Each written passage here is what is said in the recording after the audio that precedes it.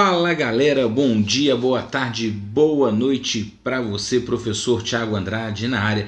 Queridos, hoje de maneira muito especial a sessão Titi Resolve vai ser um mini simulado para os alunos da ESA. Mas mesmo que você não faça a prova da ESA, assista ao simulado que é muito interessante. Todos os modelos de questões são comuns na maioria dos vestibulares, beleza? Então, para você aluno da ESA, para você que sonha em vestir a farda verde do Exército, vem comigo para os exercícios. Olha só o primeiro modelo. Calcule a razão entre a área e o volume de uma esfera inscrita no cubo de aresta 3 cm. Letra A, 2, letra B, 1, letra C, π, letra D, 2π ou letra E, meio. Bom, vamos fazer a questão porque ela é importantíssima. Tanto o cubo quanto a esfera é cotado para cair lá na prova da ESA. Bom, amores, o primeiro exercício desse simulado, ele fala que você tem uma esfera que está inscrita, ou seja, dentro de um cubo, cuja aresta vale 3. Então a aresta do cubo, que seria essas dimensões aqui, ó, no caso do cubo todas as dimensões são iguais, a aresta sempre vale 3. Porque todas as dimensões são iguais, todas elas valem 3. 3 centímetros, 3 metros, não importa a unidade. Agora, a esfera está dentro do cubo. Eu acho que dá para você visualizar aí. A visualização do desenho é que a esfera está dentro do cubo, tem que ser essa aqui. Lembrando que ele vai ser, tangente ao cubo nos 4 pontos dessas faces aqui. E nesse ponto da frente e nesse ponto aqui do fundo. Também sempre no centro dessas faces. Agora, o mais importante é a gente enxergar quem seria o raio dessa esfera. Tiago, como que nós vamos enxergar o raio da esfera? Bom, eu preciso agora que você visualize que esse segmento aqui pretinho, que o Tiago está fazendo aqui, ó, na verdade laranja, né? Esse segmento laranja aqui vai ser o diâmetro daquela esfera. Por que vai ser o diâmetro? Porque aqui eu vou ter, olha, o valorzinho do raio para cima e o valorzinho do raio para baixo. E esse segmento laranja, unindo esses pontinhos pretinhos aqui, ele vai ter a mesma medida dessa aresta aqui, ó. Então ela também vai valer quantos centímetros? 3 centímetros. Então o que eu preciso informar? Bom, eu preciso informar aqui que 2R, ou seja, que o diâmetro desta esfera vai ser exatamente igual à medida da aresta, que vai ser 3. Se 2R é igual a 3, o raio vale 3 meios. Bom, beleza. Primeiro passo seria visualizar qual é a medida do raio em função dessa aresta. 2R é igual a aresta. Então 2R igual a 3, R igual a 3 meio. Agora, Tiago, o que ele pediu? Lógico que o que ele pediu foi a razão entre a área e o volume dessa esfera. Então ele quer saber a razão entre a área da esfera e o volume dessa esfera. Aí eu tenho que prestar atenção e ficar ligado, porque aqui são fórmulas. Qual que é a área de uma esfera? A área de uma esfera é 4πr ao quadrado. Enquanto que eu tenho que saber que o volume de uma esfera é 4/3 de πr ao cubo. Olha, decora que a área da esfera é 4πr ao quadrado e decora que o volume da esfera é 4/3 de πr ao cubo. Aqui agora você vai pegar a primeira, 4πr ao quadrado, e multiplicar pelo inverso da segunda, que é 3 sobre 4πr ao cubo. Lógico e evidente que ao fazer isso, ó, 4 corta com 4. Ao fazer esse procedimento, você vai cortar π com π. E ao fazer esse procedimento, eu posso simplificar r ao quadrado com r ao cubo. Evidentemente que eu estou chegando que a razão entre a área e o volume dessa esfera vai ser 3 dividido por R. Opa, eu tenho o valorzinho do R. Quanto que vale o R? 3 meios. Então isso aqui é 3 dividido por 3 meios. Como que a gente faz uma divisão de duas frações? A gente pega a primeira, multiplica pelo inverso da segunda. Corta 3 com 3, a razão entre a área e o volume vai ser 2. Então, se a razão entre a área e o volume dessa esfera inscrita num cubo de aresta 3 centímetros é 2, o gabarito vai ser a alternativa da letra A de amor. Então já decora: a área da esfera 4πr ao quadrado, volume da esfera 4/3 de πr ao cubo. Vamos ao próximo exercício. Bom, queridos, o segundo exercício do simulado diz o seguinte: as 8 questões que compõem a avaliação de matemática e suas tecnologias desse vestibular possuem 4 alternativas, das quais apenas uma é correta. Se você assinalar aleatoriamente uma alternativa de cada uma destas 8 questões, a probabilidade de errar todas as questões corresponde à letra A, B, C ou D. Bom, como você sabe, probabilidade é recorrente nesse tipo de prova. E aqui você tem que errar todas as questões. Então tem que errar a primeira, a segunda, a terceira, reticências e errar a última. Então vamos usar o princípio multiplicativo. Olha só. Bom, galera, o segundo exercício é muito fácil. Bom, lá no texto ele mencionou que você vai fazer um simulado com 8 exercícios. Eu sei que cada exercício tem 4 alternativas. Então, letra A, B, C e D. E que entre elas, apenas uma vai ser correta. Então eu pergunto, para cada exercício, qual é a probabilidade de eu acertar o exercício? A probabilidade de acertar, se eu vou escolher ela no chute, aleatoriamente, é 1 em 4. A probabilidade de acertar o exercício é 1 em 4. Lógico que se eu chutar o exercício, se eu escolher aleatoriamente uma alternativa, a probabilidade de acertar é 1/4. Então, lógico que está implícito que a probabilidade da gente errar essa questão é o que falta para ser 100%. Se aqui eu tenho 1/4, está faltando o quê? 3/4. Lógico que você já percebeu lá nas alternativas que tinha 3 e 4, 1 e 4 nas opções. Então eu quero infração, por isso que eu vou deixar a probabilidade de acertar 1/4, o que me leva a concluir que a probabilidade de errar é 3/4. O que o exercício pediu? A probabilidade de você errar todas as questões. Querido, eu tenho que errar todas. Então eu tenho que errar a primeira, a segunda, a terceira, a quarta, a quinta, a sexta, a sétima e a oitava. Dica importante: se aparece o conectivo e, eu tenho que multiplicar. Agora, se aparece ou, eu teria que somar.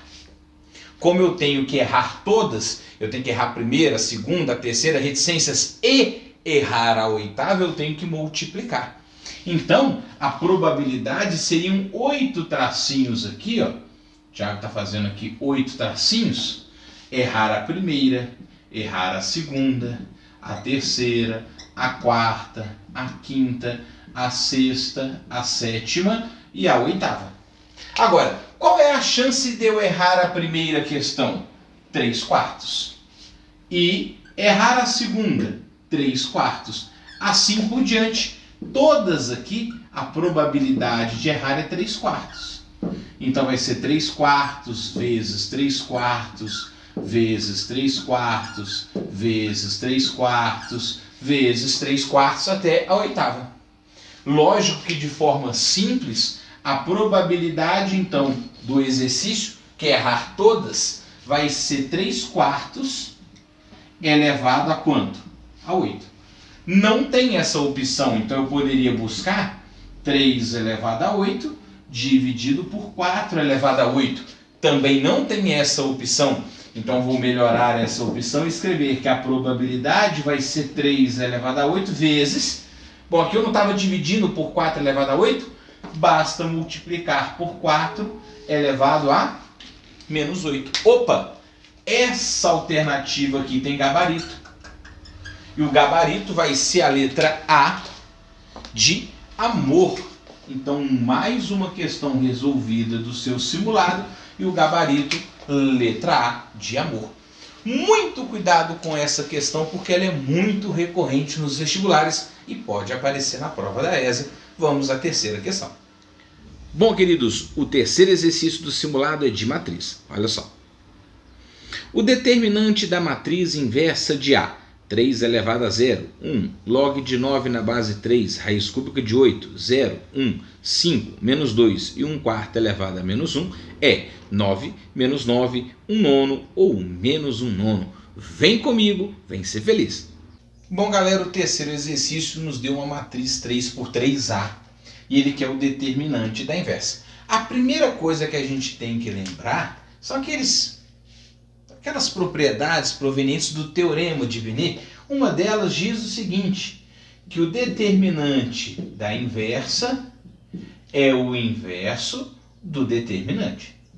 Então eu não preciso achar a matriz inversa, eu preciso achar o determinante da matriz A e o inverso desse determinante me dá o determinante da inversa. Aqui eu vou terminar o exercício sem maiores problemas. Agora, eu tenho um probleminha. Aqui eu tenho log de 9 na base 3. Log de 9 na base 3, ó, relembrando, é x, porque 3 elevado a x vai ser 9. Então, 3 elevado a x é 3 ao quadrado, x igual a 2. Então, esse log de 9 na base 3 é 2. E, evidentemente, que 3 elevado a 0 é 1, porque todo número elevado a 0 é 1. E, obviamente, que você vai visualizar que a raiz cúbica de 8 é 2. Então, eu preciso entender que a matriz A, na realidade, ela vai ser quem? Ela vai ser 1, 2, 5. Depois, 1, 0, menos 2. E depois, por último aqui, ó, terceira coluna, 2, 1. E agora presta atenção, quanto que vale esse 1 quarto elevado a menos 1? 1 quarto elevado a menos 1 é 4, porque você inverte 1 quarto, vira 4 sobre 1 e eleva ao expoente positivo, que é 1. Então isso aqui vale 4. Pronto, esse aqui é o valorzinho da matriz A. Claro que eu preciso calcular quem? O determinante de A. E para se calcular esse determinante, tradicionalmente você aprendeu repetir a primeira e a segunda coluna. Então vai ficar 1, 2, 5, 1, 0, menos 2. E vamos fazer aquele procedimento.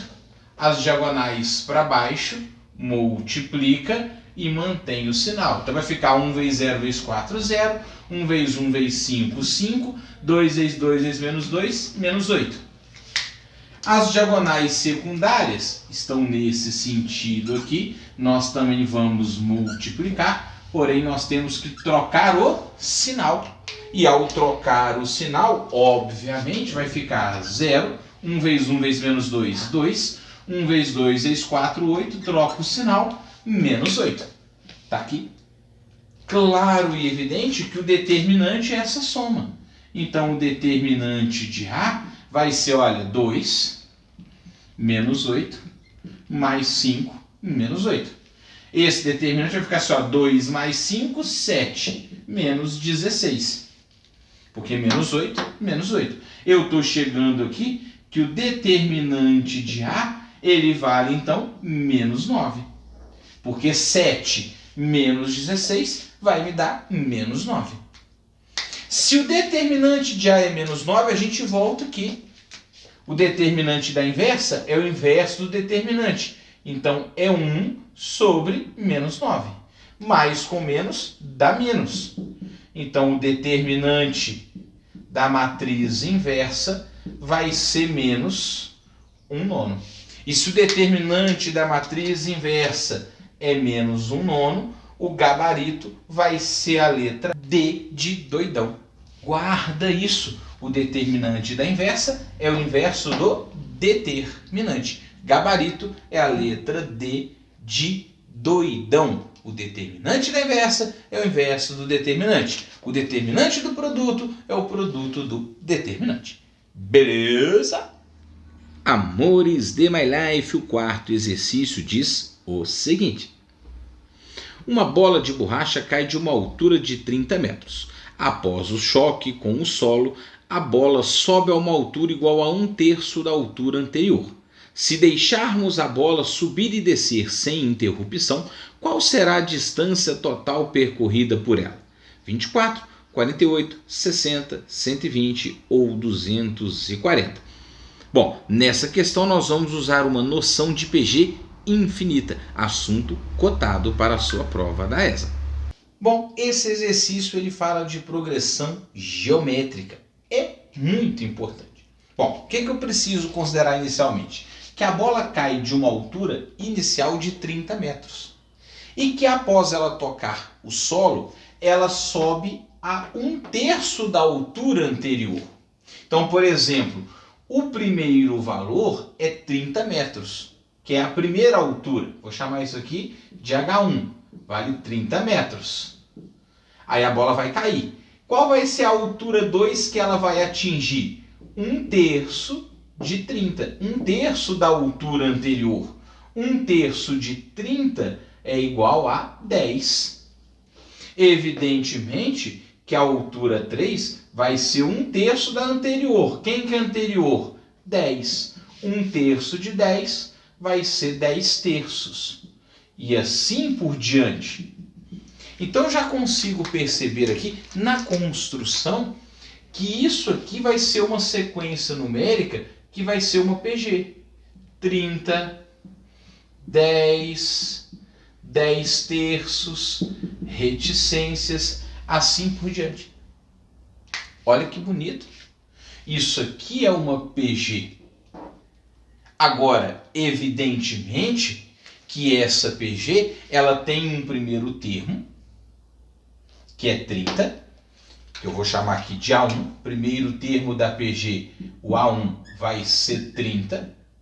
E você consegue perceber que a razão é 1/3. Eu sempre multiplico por 1/3. 1/3 do anterior. Então isso aqui vai me dar uma PG decrescente. Está diminuindo, mas ela está tendendo a zero. Quando ela tende a zero, eu posso falar que nesse caso aqui, ela é uma PG que a gente chama de PG infinita. E essa PG infinita ela é muito importante. Agora, qual vai ser o esqueminha para a gente calcular a distância total percorrida por essa bolinha ao subir e descer infinitamente? Ou seja, eu não vou interromper até ela resolver parar. Bom, teoricamente ela não queria parar, matematicamente ela sempre vai existir 1/3 de 1/3 de 1/3 da altura anterior. Essa noção é a noção do infinito. Para isso, eu preciso que você entenda que a primeira sequência ela só desce 30. A segunda ela sobe 10, mas ela desce 10. Depois, a terceira ela sobe 10/3. Mas depois ela desce 10/3. Primeiro movimento, a bola apenas cai. O segundo, sobe e desce. O terceiro, sobe e desce. O quarto, sobe e desce, sobe e desce, sobe e desce. Então olha a minha estratégia. Eu vou somar esses termos aqui 2 vezes. Exceto o 30. Que só acontece uma única vez. Então, olha para cá, nesta PG, eu vou fazer o somatório dos infinitos termos. Que nós temos uma fórmula que fala que a soma dos infinitos é A1 dividido por 1 menos Q. Guarda, soma dos infinitos, A1 dividido por 1 menos Q. Esse somatório, então, vai ser 30 dividido por 1 menos a razão, que vale 1/3. Então, isso aqui vai ficar 30. Dividido de 1, eu tiro uma parte de 3, 2/3. Como que eu faço aquela soma? A soma dos infinitos vai ser, pega a primeira, 30, multiplica pelo inverso da segunda, 3/2. Opa, cheguei que o somatório dos infinitos é 30 vezes 3, 90, por 2, 45. Então, o somatório aqui seria 45 metros. Tiago, essa é a minha resposta? Por quê? Porque eu quero a distância total e toda distância vai ser percorrida quantas vezes? 2, exceto a primeira. Então, eu vou fazer assim, ó, 2 vezes o 45, porque esse conta 2, esse conta 2, o de cá conta 2, o de lá conta 2. Esse eu vou contar 2, só que tem um problema. Eu vou ter que tirar uma, porque a primeira altura ele só desce. Então eu somo o infinito da PG, multiplico tudo por 2 e tiro 30, porque só ocorreu 30 uma única vez na descida.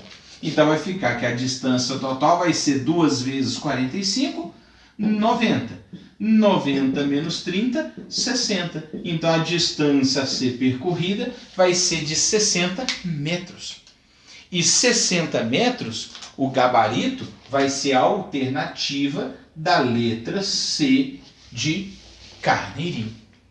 Muito cuidado com esse exercício e muito cuidado com esse raciocínio. Desce, sobe, desce, sobe, desce, sobe, desce, sobe, desce, sobe, desce. Então calculo o infinito, multiplico por 2, mas tiro a primeira medida, porque eu conto ela 2 vezes e ela só ocorreu uma única vez. Beleza? Vamos ao quinto exercício. Queridos, o quinto exercício é um exercício de discussão de sistema linear. Olha só. Considerando o sistema linear 2x mais 2y igual a m, x mais ny igual a 1, tem-se o seguinte. Bom, letra A, B, C, D e E. Eles têm infinitas soluções, não têm solução ou têm solução única. O que isso quer dizer? Letra A, B, C, D ou E. Vem conferir. Bom, galera, o sistema já está aqui no quadro. 2x mais 2y igual a m de Maria, x mais ny igual a 1. Agora, para se discutir um sistema, eu vou usar a regrinha de Cramer, prefiro, mas tem outras opções. A regrinha de Cramer consiste em, primeiro, em descobrir qual é o determinante dos coeficientes. Primeira coluna coloca os coeficientes de x, 2 e 1. Segunda coluna, os coeficientes do y, 2 e n. Lógico que o cálculo desse determinante vai ser assim, ó, 2 vezes n, 2n. Menos 1 vezes 2, 2. 2n menos 2. Já vou deixar indicado aqui também o dy. Quem que seria o dy? Mantém o x, 2 e 1, substitui a coluna do y por m e 1, que são os termos independentes. Resolvendo aqui o dy, 2 vezes 1, 2, menos 1 vezes m, m. Agora eu tenho aquelas regrinhas que eu preciso respeitar. Claro e evidente que esse primeiro valor aqui do determinante pode ser igual a zero ou diferente de zero. Se dzão é igual a zero, eu tenho que 2n menos 2 é igual a zero, 2n igual a 2, n igual a 1. Da mesma forma que se eu faço o determinante de ser diferente de zero, eu vou falar que 2n menos 2 é diferente de zero. 2n diferente de 2, n diferente de 1. Se vale para o igual, vale para o diferente. Idem para esse aqui. Se eu faço dy ser igual a zero, eu estou falando que 2 menos m é igual a zero, eu estou falando que o m positivo é igual a 2 positivo. Da mesma forma que se eu falo que o dy é diferente de zero, eu vou falar que 2 menos m vai ser diferente de zero, m positivo é diferente de 2 positivo. Se vale para o igual, vale para o diferente.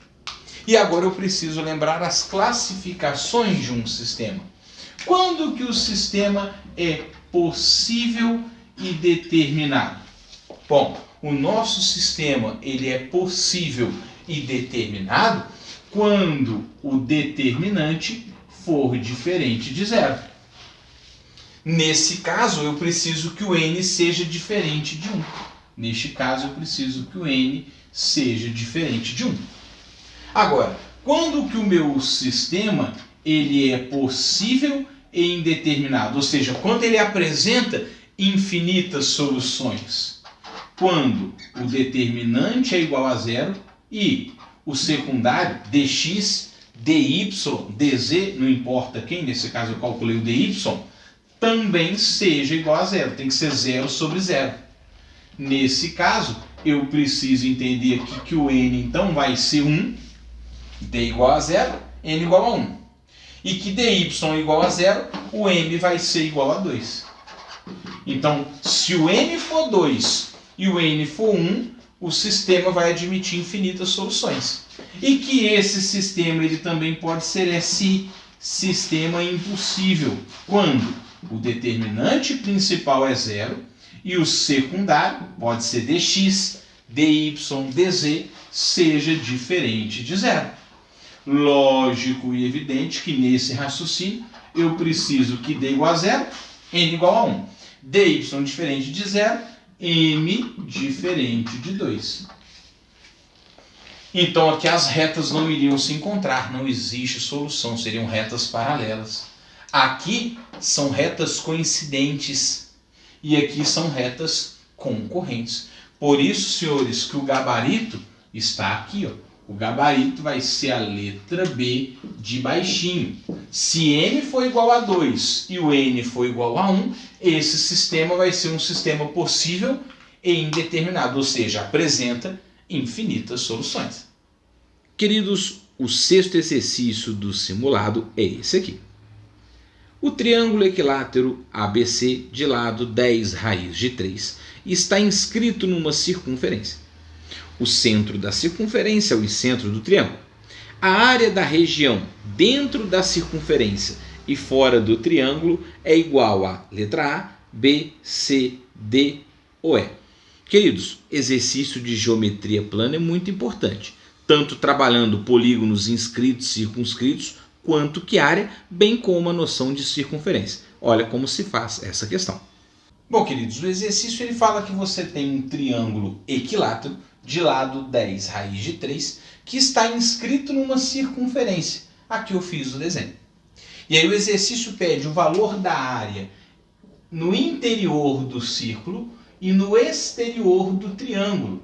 Evidente que a área, a região interna ao círculo e exterior ao triângulo vai ser essa área azulzinha que eu estou rachurando aqui. E como que a gente chegaria nessa área? Bom, é evidente que para o cálculo desta área, eu teria que calcular a área da circunferência e subtrair a área do meu triângulo. Porque a área do círculo menos a área do triângulo me dá a área que ele está procurando. Lógico que a área do triângulo equilátero eu consigo calcular rápido. Porque a área de um triângulo equilátero, a gente já estudou que vale L raiz de 3 sobre 4. L ao quadrado, raiz de 3 sobre 4. Decora essa fórmula. A área de um triângulo equilátero, L ao quadrado, raiz de 3 sobre 4. Como eu conheço o lado, isso aqui vai ficar lado 10 raiz de 3 ao quadrado vezes a raiz de 3 dividido por 4. Então, a área do triângulo equilátero vai ser, olha, 10 ao quadrado, 100. Raiz de 3 ao quadrado, 3. Raiz de 3 dividido por 4. Olha que fácil, ó, 100 vezes 3, 300. 300 dividido por 4 vai me dar 75. Então, a área do triângulo equilátero vale 75 raiz de 3 centímetros quadrados. Vamos guardar esse valorzinho aqui. Agora, como que a gente vai calcular a área do círculo? A área do círculo é πr ao quadrado. Porém, para a gente calcular ali o raio do círculo, eu preciso entender que se isso aqui é um triângulo equilátero, esse pontinho aqui, ele é o incentro, ele é o circuncentro, ele é o ortocentro e ele também é o baricentro. E se ele é o baricentro, eu sou obrigado a afirmar que o raio, se isso aqui é o baricentro, o ponto G, ele vale 2/3 da altura do triângulo equilátero. Porque o baricentro tem aquela propriedade, 2/3 para o vértice e 1/3 para o lado. O raio é para o vértice, então esse raio de fora aqui é 2/3 da altura. Nesse caso, você sabe, eu sei, que a altura de um triângulo é L raiz de 3 sobre 2. Vai cortar 2 com 2, vai ficar o L, que é 10 raiz de 3, vezes a raiz de 3, dividido por 3. Opa! Raiz de 3 vezes raiz de 3 da raiz de 9, que é 3, corta com 3. Eu estou chegando que o raio vale quanto? 10. 10 o quê? Centímetros. Se o raio vale 10 centímetros, é evidente que a área do círculo é πr ao quadrado, então vai ser π vezes 10 ao quadrado. Quer dizer que a área do círculo, então, é 100π centímetros quadrados. Dá uma olhadinha aí nessa área aí, por favor.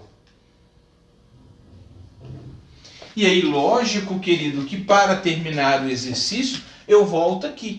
A área é a área do círculo menos a área do triângulo. Então, vai ser a área do círculo, 100π, menos a área do triângulo, 75 raiz de 3. Evidente que não tem essa resposta, porque eu posso pegar o 100 e o 75 e colocar o 25 em evidência. E aí a melhor resposta estaria assim, ó, 25, que multiplica, ó, 100π dividido por 25, 4π. Menos 75 raiz de 3 dividido por 25 vai me dar 3 raiz de 3. Bom, aqui está o gabarito da nossa questão. A área no interior do círculo e no exterior do triângulo vai ser de 25, que multiplica 4π menos 3 raiz de 3. Gabarito vai ser a letra D de doidão. Se liga nessa dica que o baricentro está a 2/3 do vértice e a 1/3 do lado. Bom, galera, o sétimo exercício também é de geometria plana. Uma circunferência de raio 14 centímetros circunscreve um triângulo ABC. Calcule a medida do lado AB, sabendo que o triângulo ABC não é retângulo e que o ângulo ACB mede 30 graus. As opções são 14, 16, 18, 20 e 24. Vem comigo para essa questão. Bom, galera, o sétimo exercício do nosso simulado ESA 2020, que você vai mandar super bem, evidentemente, ele fala que você tem uma circunferência de raio 14 centímetros e que essa circunferência circunscreve um triângulo ABC. Se a circunferência circunscreve, a circunferência está do lado de fora do triângulo ABC. Aí ele pede para você calcular o valor do lado AB, que eu estou chamando de x, desse triângulo, de modo que o ângulozinho ACB seja 30 graus e que esse triângulo não seja retângulo. Bom, aí se ele não quer que o triângulo seja retângulo, essa informação eu vou até ignorar a princípio, porque se eu tenho um triângulo ABC, eu quero a medida de x, que é o oposto a um ângulozinho ACB, que vale 30, ACB vale 30 graus, eu tenho que usar aqui uma lei específica que a gente chama de lei dos senos, e onde a gente é obrigado a lembrar que essa lei geral, né, é lado dividido pelo seno do ângulo oposto é igual a lado dividido pelo seno do ângulo oposto, que é igual a lado dividido pelo seno do ângulo oposto, e que isso é igual ao diâmetro da nossa circunferência. Quando o triângulo está inscrito, a lei dos senos é lado seno do ângulo oposto, igual a lado seno do ângulo oposto, lado seno do ângulo oposto. E isso é igual ao diâmetro. Nesse caso, basta eu pegar aqui, ó, o x e dividir pelo seno do ângulo oposto. Então, eu vou falar x dividido pelo seno do ângulo oposto, que nesse caso é quanto? 30. E isso é igual ao diâmetro, 2R. Só que aqui, querido, eu conheço o raio. Então vai ficar assim, x dividido pelo seno de 30, o seno de 30 é meio, é igual a 2R. O R não vale 14, então vai ser 2 vezes 14. Então, x dividido por meio vai ficar x vezes 2 sobre 1 é igual a 2 vezes 14, que é 28. Opa, aqui eu cheguei que 2x é igual a 28, quer dizer que o x vale quanto? 14. Ó, Thiago, então o lado AB, x, vai ter a mesma medida do raio 14. Posso guardar assim? Não, porque só vai ser igual porque esse ângulozinho é 30. Se fosse qualquer outro valor, não seria igual. Então não queira guardar assim. X igual a 14, o gabarito vai ser a letra A de amor. Mais uma questão cotadíssima para a sua provinha da ESA. A oitava questão não poderia faltar binômio de Newton. Também um assunto bem recorrente nos últimos anos lá na sua provinha da ESA. Acompanhe a leitura. Desenvolvendo-se a expressão x mais 2 elevado a 10, obtemos um polinômio com 10 termos, cuja soma dos coeficientes é 1024, cujo termo independente de x é 512, de grau 11, ou cujo termo em x ao cubo tem coeficiente 15.360. Bom, esse exercício você não pode errar, dá uma olhadinha. Bom, galera, o oitavo exercício ele me dá uma expansão binomial x mais 2 elevado a 10. E ele faz 5 perguntas e quer saber qual é verdadeira. Bom, o que eu preciso saber? Então vamos passo a passo, porque o exercício ele vai nos levar a observar todas as informações importantes dentro de uma expansão binomial. Então quando eu tenho uma expansão x mais 2 elevado a 10, essa expansão vai ter 10 termos? Não, falso. Essa expansão tem 11 termos. Então isso aqui é falso. Tiago, por quê? Porque, querido, presta atenção. Se eu tivesse x mais y ao quadrado, isso aqui é x quadrado mais 2xy mais y ao quadrado. Eu tenho 3 termos. Se eu tivesse x mais y elevado ao cubo, isso aqui seria x ao cubo mais 3x quadrado y mais 3xy quadrado mais y ao cubo. Eu tenho 4 termos, então eu sempre vou ter um termo a mais do que o expoente. Se o expoente é 10, eu vou ter 11 termos. Depois, o somatório dos coeficientes é igual a 1024? Falso, porque esse somatório dos coeficientes desse binômio vai ser 3 elevado a 10. Tiago, como que a gente faz isso? Olha, eu vou pegar os coeficientes. Aqui é 1x, ó. É 1x mais 2. Como é 1x mais 2, o somatório dos coeficientes, basta eu pegar 1 mais 2, que são os coeficientes, 1 mais 2, e elevar ao expoente 10. 1 mais 2 é 3. Então isso aqui é 3 elevado a 10. 3 elevado a 10 é muito maior do que 1024. Mas olha, muito maior. Então, Tiago, quer dizer que se cai um exercício assim para mim, 2x mais 3y elevado a 4, os expoentes vão ser somados como? Bom, os coeficientes, perdão, vão ser somados como? Então vamos lá, o somatório do coeficiente seria 2 mais 3, 5, elevado a quanto? A 4. Opa, 2 mais 3, 5. 5 elevado a 4, 625. É muito mais rápido fazer assim do que desenvolver o binômio.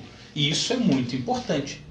Bom, letra C. O termo independente é 512. Falso, porque o termo independente vai ser o último, 2, elevado à maior potência, 10. 2 elevado a 10 é o termo independente e 2 elevado a 10 dá 1024. Tiago, A letra D falou que isso aqui eu vou obter um binômio, um polinômio de grau 11. Falso. O grau vai ser 10. Então ele vai ser um polinômio de 10º grau em x ou um polinômio de 10º grau em y. Depende de quem eu estou tornando a variável, né? Então ele vai ser de grau 10 e não de grau 11. Ele vai ter 11 termos, mas vai ser de 10º grau. Então, lógico que isso aqui é falso, falso, falso, falso. É evidente que o gabarito correto vai ser a letra E de escola. Então, gabarito correto, letra E de escola. O termo que acompanha x ao cubo, o coeficiente de x ao cubo, vai ser 15.630. E aí eu preciso lembrar uma lei geral de binômio. Nós vamos colocar aqui. Olha, quando nós temos o binômio A mais B elevado a x, vamos colocar aqui o geral, né? Quando eu tenho A mais B elevado a x, eu preciso entender que o termo TK mais 1,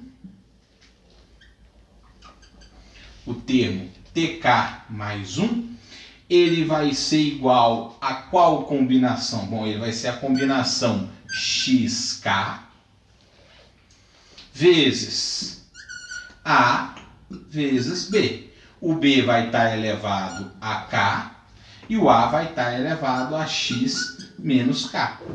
Isso aqui vai ser o nosso termo geral de uma expansão binomial. Nesse caso, eu tenho que descobrir quando que o X vai estar elevado a 3. E aí seria importante a gente raciocinar isso aqui. Bom, aí vai ficar assim, ó, x10, x9, x8, x7, x6, x5, x4, x3. Opa, eu quero T8. Então, o T8, se K mais 1 é 8, o K é 7. Então, ele vai ser o binômio 10, 7.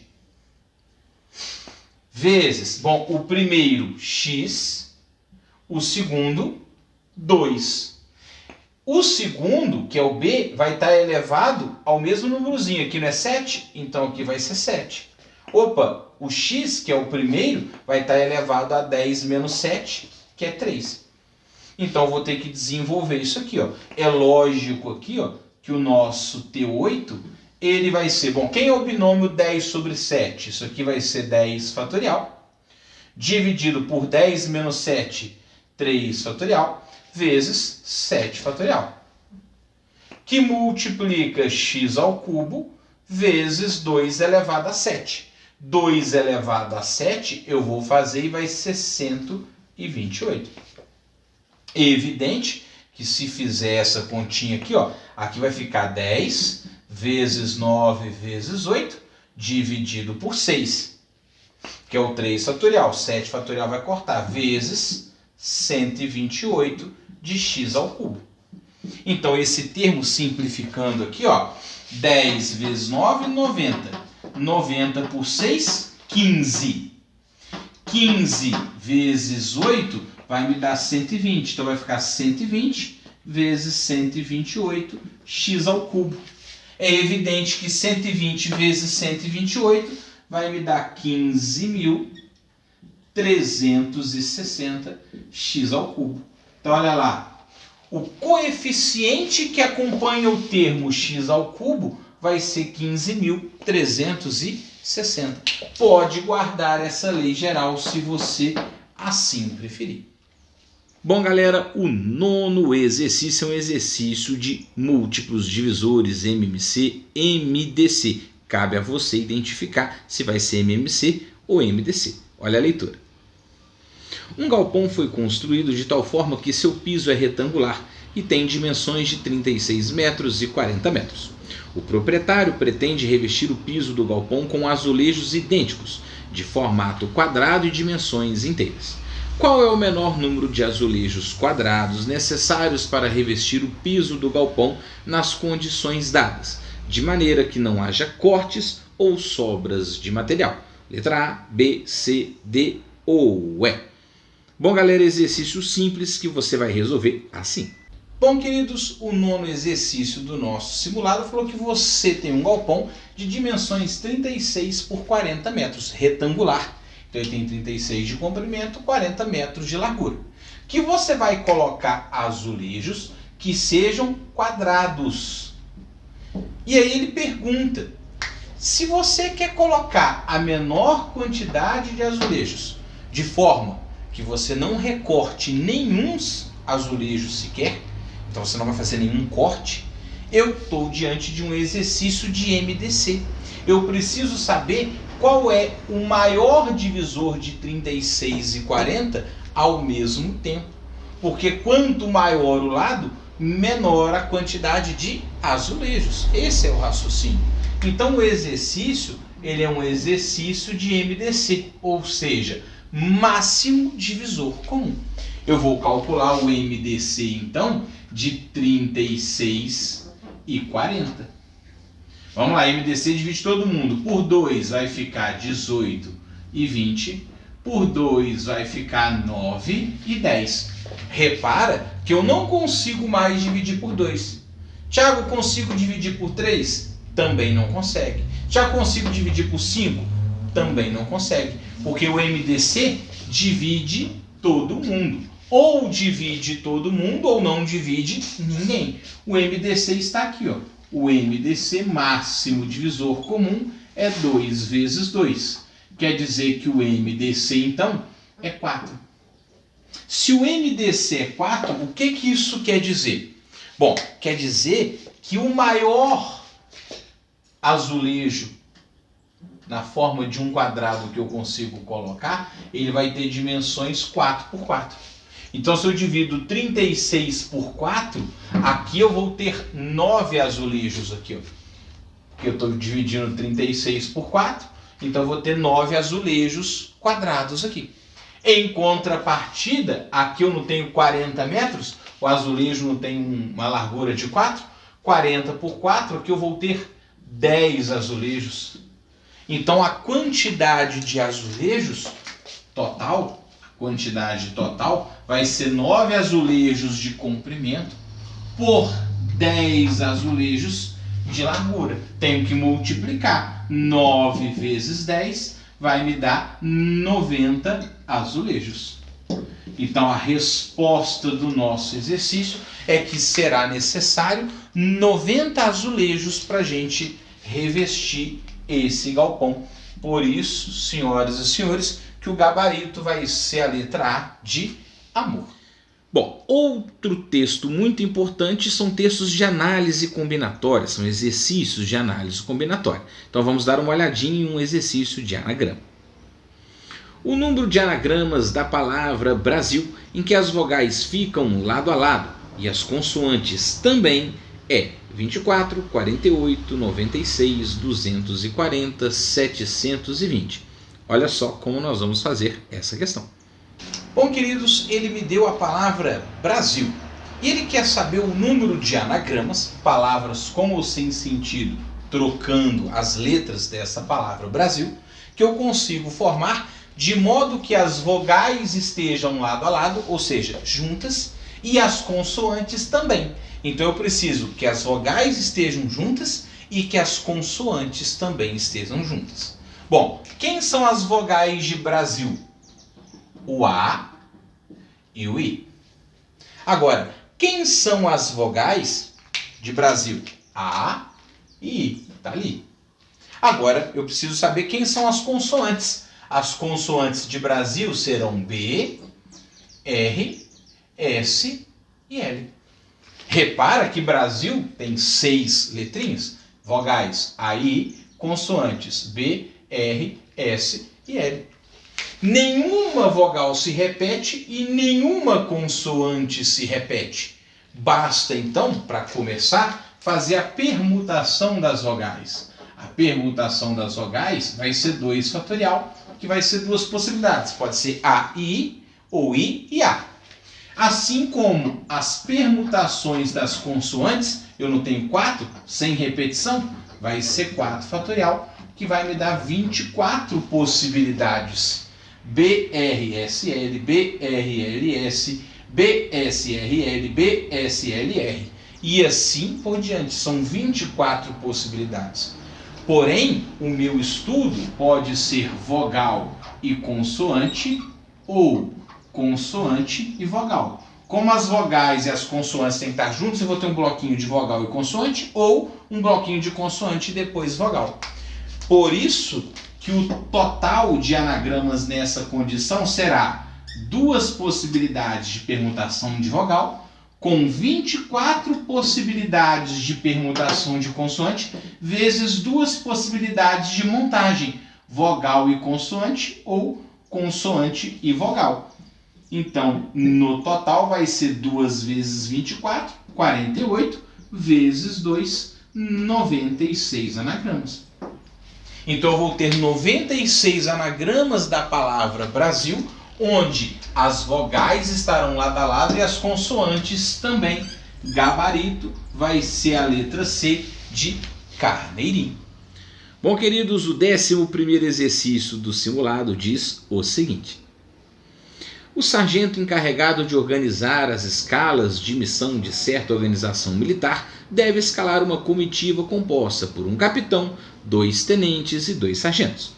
Estão aptos para serem escalados 3 capitães, 5 tenentes e 7 sargentos. O número de comitivas distintas que se pode obter com esses militares é igual a 630, 570, 315, 285 ou 210. Amores, olha só como se faz essa questão. Bom, queridos, o 11º exercício do simulado, penúltimo de hoje, diz que um sargento vai montar uma comitiva com um capitão, 2 tenentes e 2 sargentos. Porém, ele tem à sua disposição 3 capitães, 5 tenentes e 7 sargentos. Aí ele pergunta de quantos modos distintos ele pode montar essa companhia. Queridos, bom, a primeira coisa que eu preciso entender é que se eu vou escolher o sargento A e o sargento B, é a mesma coisa que escolher o sargento B e o sargento A. Eu estou falando aqui então que a ordem de escolha não importa. Porque se eu escolho João e José de sargento, é a mesma coisa que escolher José e João. Então a ordem não importa, o grupo que eu escolhi é o mesmo. Então é uma combinação. Então primeiro eu vou escolher o capitão. Escolha do capitão. Bom, vai ser uma combinação de 3 para escolher um. Bom, isso aqui não precisa fazer conta. Combinação de 3 para escolher um é 3. Você tem que saber isso de cor. Lógico e evidente que agora eu vou escolher os tenentes. Agora, quantos tenentes eu vou escolher? 2. Quantos eu tenho disponíveis? 5. Então vai ser uma combinação de 5 para escolher 2. Opa, esse aqui eu tenho que fazer conta. Combinação de 5 para escolher 2 vai ficar 5 fatorial. Embaixo coloca a diferença, ó, 5 menos 2, 3 fatorial. Repete o agrupamento, 2 fatorial. Multiplica aqui, ó, desce o 5 até o 3 para cortar. Vai ficar 5 vezes 4, 2 fatorial é 2, o 3 fatorial vai cortar. 5 vezes 4, 20, por 2, 10. Então eu tenho 10 possibilidades de escolher 2 tenentes. Eu tenho 3 possibilidades de escolher o meu capitão. Agora, e os sargentos? Eu tenho 7. Eu quero escolher 2 sargentos. Então a escolha do sargento, eu preciso de 7 e escolher 2. É uma combinação de 7 para escolher 2. Tenho que montar 7 fatorial. Diferença, ó, 7 menos 2, 5 fatorial, 2 fatorial. Agora é só multiplicar. Lógico que pega o 7, desce até o 5, vai ficar 7 vezes 6, o 5 vai cortar, 5 fatorial. O 2 fatorial é 2. 7 vezes 6, 42, por 2 vai me dar 21.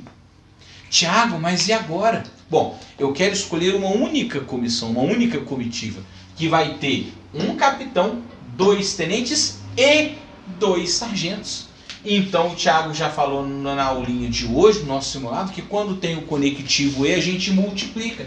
Então eu tenho 3 possibilidades de capitão, 10 possibilidades para escolher 2 tenentes e 21 possibilidades para escolher 2 sargentos. 3, 10 e 21. Multiplica 3 vezes 21, 63 vezes 10, 630 formas diferentes de escolher essa comissão. Por isso que o gabarito vai ser, mais uma vez, a letra A de amor. Simples assim.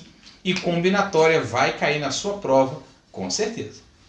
Bom, galera, chegamos ao último exercício desse simuladinho de alguns conteúdos importantes para a provinha da ESA. Um galão de 18 litros de tinta é suficiente para pintar 300 metros quadrados de parede. Considerando a mesma tinta, a quantidade necessária de galões de 3,6 litros para pintar 480 metros quadrados de parede é 6, 8, 9, 10 ou 7. Olha só como se faz essa questão. Bom, galera, o último exercício do simulado é um exercício de regra de 3, onde ele fala que um galão de 18 litros é suficiente para pintar uma superfície de 300 metros quadrados. Aí ele manda você, então, calcular quantos galões de 3,6 litros serão necessários para 480 metros quadrados de superfície. Bom, nós vamos fazer primeiro por uma regra de 3 simples. Como? Bom, eu vou admitir que 300 metros quadrados de superfície eu preciso utilizar 18 litros de tinta. Então aqui é a área, aqui é a quantidade que eu vou gastar. Se eu tenho que pintar 480 metros quadrados, qual a quantidade de tinta que eu vou calcular? Bom, lógico e evidente que isso aqui é uma regra de 3 simples, circula a variável e aponta uma setinha.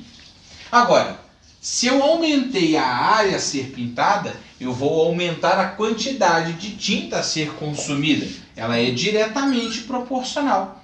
Então, diretamente proporcional vai ficar assim, o 18 está para quê?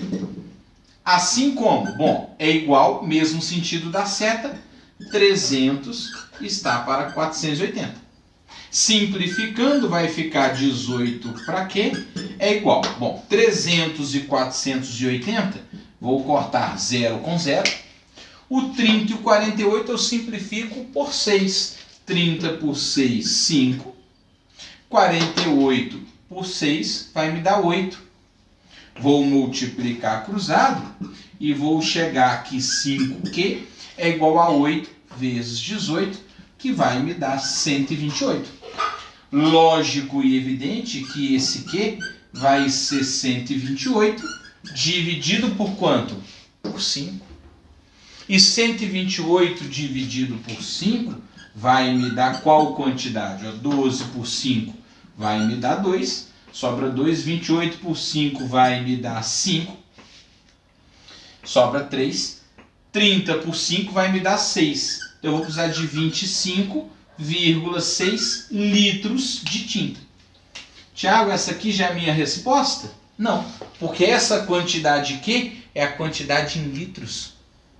Então eu vou precisar de 25,6 litros de tinta. 300 pinta 18 litros. Para pintar 480 eu preciso de quanto? Bom, eu preciso de 25,6 litros. Só que em galões de 3,6. Então a quantidade de galões vai ser 25,6 dividido por 3,6. Multiplica por 10 em cima e embaixo. Vai ficar 256 dividido por 36. Evidentemente que se você fizer essa continha aqui, vai dar 7,11 alguma coisa. Continua, pode terminar a continha aí. Isso aqui vai dar aproximadamente 7,1. Tiago, então eu vou comprar 7 galões? Não, você vai comprar 8 galões. Por que você vai ter que comprar 8 galões?